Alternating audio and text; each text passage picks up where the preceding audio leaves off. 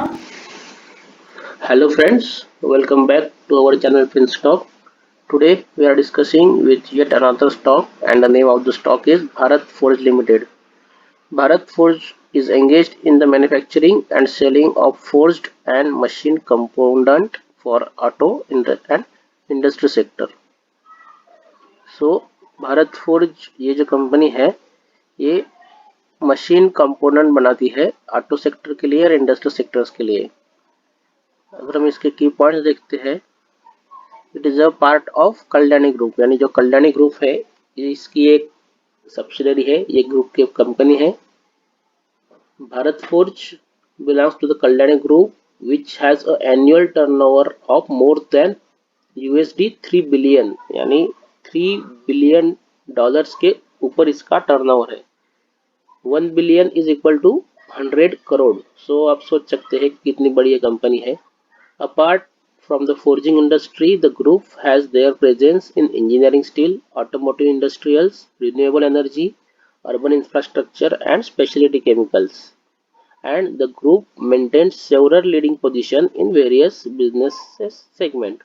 So it is a diversified group और जो अलग अलग सेक्टर्स है जैसे कि engineering steel, automotive, renewable energy, urban infrastructure, chemicals, ऐसे अलग अलग सेक्टर्स में ये डाइवर्सिफाइड है। अगर हम देखते हैं तो वर्ल्ड्स लार्जेस्ट फोर्जिंग कंपनी है with 50 years of legacy.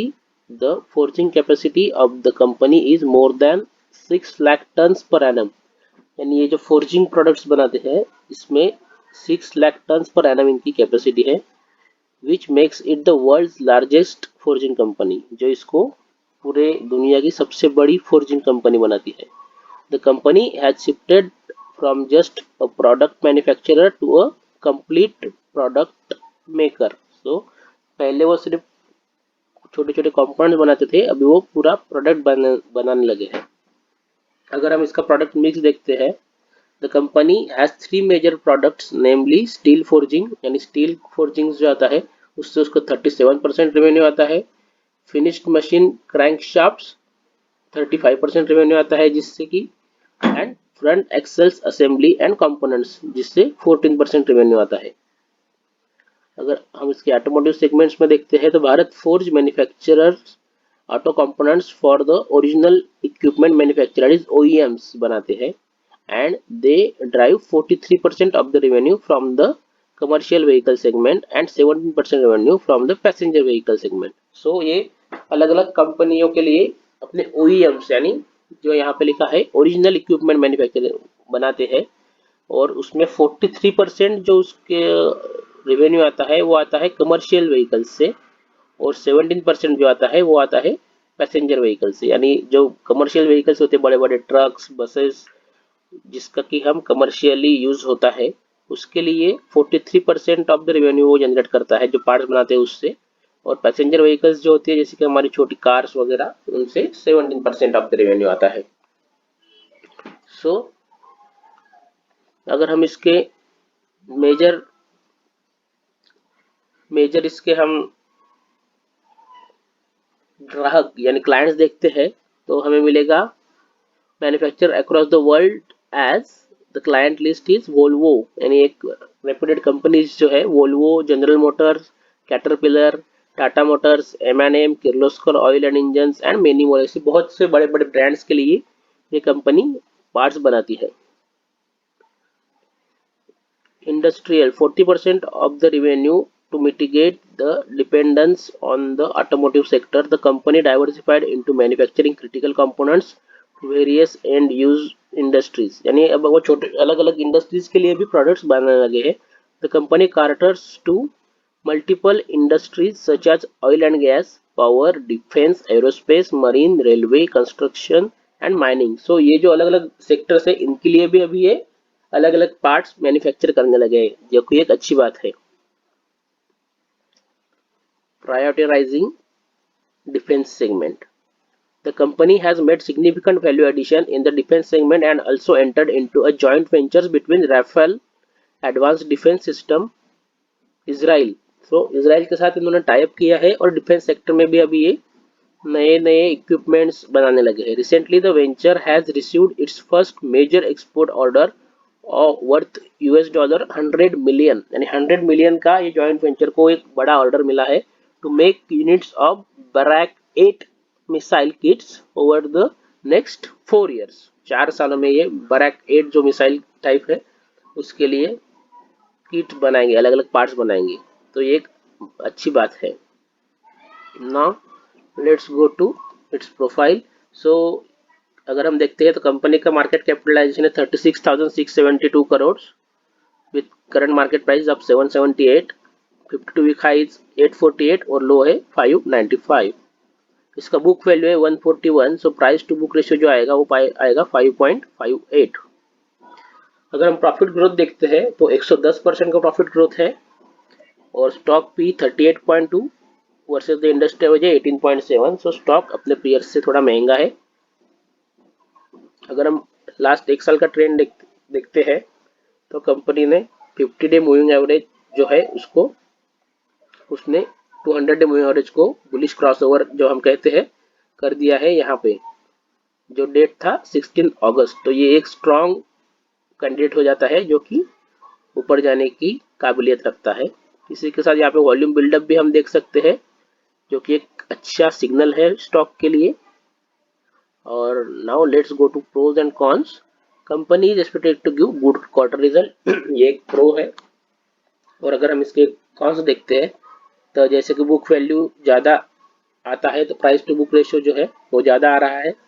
The company has delivered poor sales growth कम है बोलता है 10.3% over the past 5 year.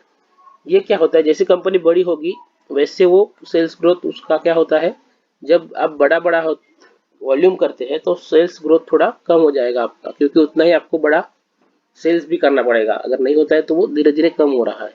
Sales growth इसका 10.3% आया है। Company has low return on equity of 9.15% for the last 3 years। Company might be capitalising इस interest cost. Dividend pay out is low, that is 1.01% for the last 3 years। ये इसके कौन से। इसके अगर हम पेयर देखते हैं तो भारत फोर्ज जो है वो एक नंबर में है मार्केट कैपिटलाइजेशन के हिसाब से इसके पेयर्स में, यानी ये इसके सेगमेंट में सबसे बड़ी कंपनी है। उसी के साथ सोना BLW प्रिसीशन वो एक इसका पेयर्स है। AIA engineering, Mahindra CIE, Ramkrishna forge, PTC industries, JSवाल, नेस्को, ऐसी अलग अलग पेयर्स इसके हैं। अगर हम क्वार्टरली रिजल्ट देखते हैं तो जो ये सेल्स है 2328 करोड़ था, जो कि धीरे धीरे वही रेंज के आसपास है और लास्ट क्वार्टर में एक अच्छा इसमें ग्रोथ दिखा है। क्वार्टरली प्रॉफिट अगर देखते हैं तो 172, 205, फिर ये जो सेगमेंट है यहाँ पे कोविड चालू हुआ था, इसकी वजह से सारी कंपनियां बंद थी तो इसमें इसको लॉस हुआ है ये 2-3 क्वार्टर में, और फिर से अभी प्रॉफिट जनरेशन चालू हुआ है। तो अगर हम इनको एक्सक्लूड करेंगे तो कोई बड़ी दिक्कत की बात कंपनी में दिखती नहीं है, ये एक अच्छा प्रॉफिट कंटिन्यू दे रही है कंपनी। हम अगर yearly profit and loss statement देखते हैं तो 2011 से लेके अभी तक हमारे पास जो है उनका सेल्स 5087 करोड़ से लेके 10,461 करोड़, जो कि ऑलमोस्ट सेल्स डबल हुआ है। प्रॉफिट 297 करोड़ से 1077 crore, which is a very good appreciation in the profit, काफ़ी अच्छा इंक्रीज हुआ है प्रॉफिट। अगर हम इसका कंपाउंडेड सेल्स ग्रोथ देखते हैं तो ट्रेलिंग 12 मंथ का 54% है, प्रॉफिट ग्रोथ 110% है, CAGR 2% है और इक्विटी रिटर्न ऑन इक्विटी 15% है। Now let's see its share holding pattern.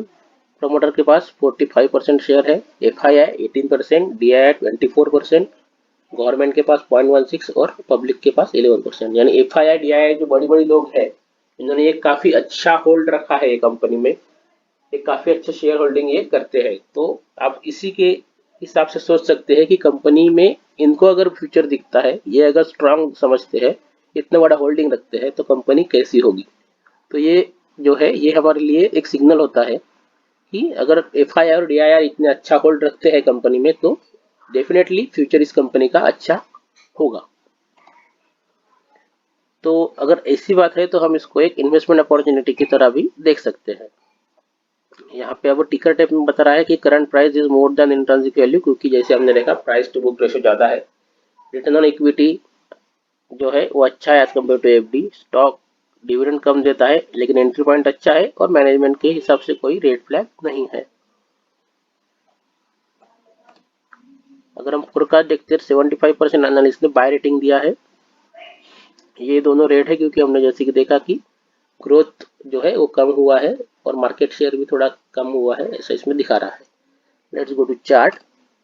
तो reason we are discussing this stock is because this stock is near to the breakout level. तो हम इसको पहले ही पकड़ रहे हैं।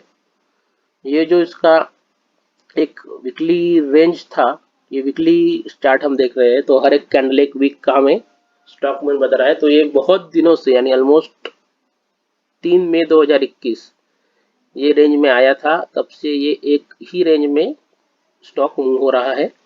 अगर ये स्टॉक ये रेंज ब्रेक करके ऊपर जाएगा तो जो लेवल आएगा 818 यानी 820 के ऊपर ट्रेड होने लगेगा, तो हमें एक अच्छा सिग्नल मिलेगा इसमें। इसी के साथ आरएसआई भी इसका बुलिश है जो कि 60 के ऊपर है।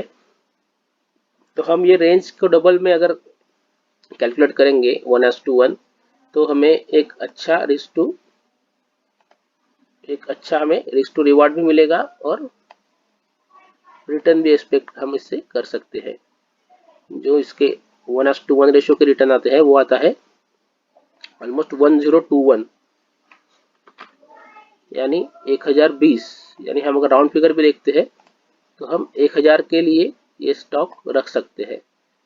सो जैसे ही स्टॉक इस जो अपर लाइन है यानी ये जो रेजिस्टेंस लेवल है इसके ऊपर ट्रेड करने लगेगा, तो हम इसका जो लोअर स्विंग है यहाँ पे इसको बाय कर सकते हैं with this target of 1000 rupees. Almost 986 to 1000 के बीच में आ रहा है, तो ये टारगेट हम कर सकते हैं और हमारा रिस्क टू रिवार्ड आ जाएगा 1:1.5।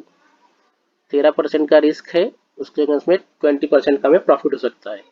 तो ये एक अच्छी कंपनी है विद गुड मैनेजमेंट और इसी के साथ हम इसको इन्वेस्टमेंट अपॉर्चुनिटी की तरह भी इसे देख सकते हैं। तो अभी के लिए इतना ही फ्रेंड। लाइक करें, शेयर करें और हमारे चैनल को सब्सक्राइब करें। Thank you.